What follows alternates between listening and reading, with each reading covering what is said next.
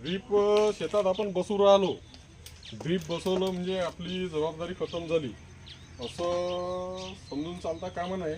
आपल्याला ड्रीपचं आयुष्य जर वाढवायचं आहे आणि ड्रीप थोडंसं चालवायचं आहे तर सर्वप्रथम शेतात आल्याबरोबर सगळ्यात पहिले आपल्याला हे काम करणे एक आवश्यक आहे.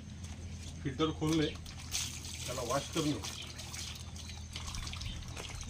त्याला वॉश केल्यानंतर